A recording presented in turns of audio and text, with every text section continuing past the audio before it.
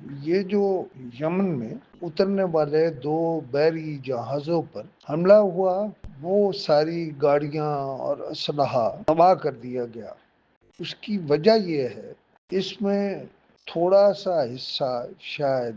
اسرائیل کا بھی ہے۔ اس میں حوثی گروپ جو ہے اس کا مرکزی کردار ہے۔ ہمارے وزیر خارجہ یعنی اسحاق ڈار صاحب نے بھی بات کی ہے اس پر سعودی عرب میں، اور رحیم یار خان پہنچ کے جناب میاں شہباز شریف نے بھی بات کی ہے سعودی عرب کے بادشاہ سے، کنگ سے یا صدر سے۔ اصل میں یمن میں 2014 سے خانہ جنگی جاری ہے۔ اس میں کون کیا کردار ادا کرتا رہا اس پر بھی کسی وقت بات کریں گے،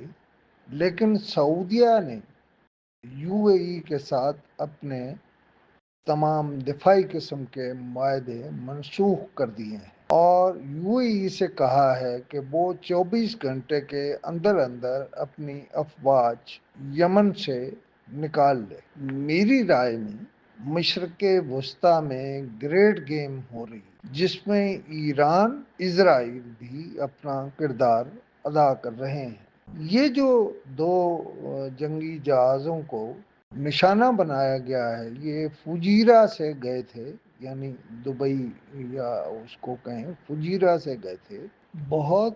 کم لوگ جانتے ہیں کہ یہ جو سعودی عرب نے کارروائی کی ہے، اس میں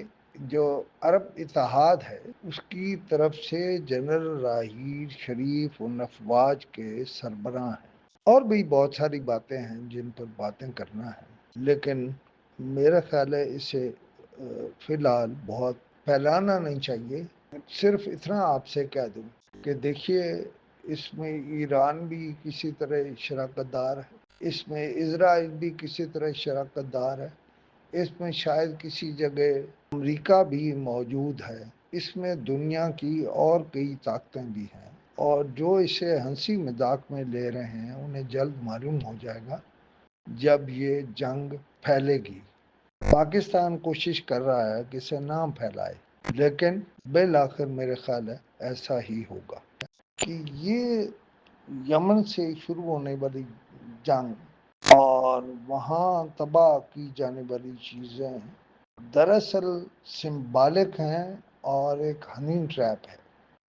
جس میں بالآخر پوری عرب دنیا کو آنا ہے۔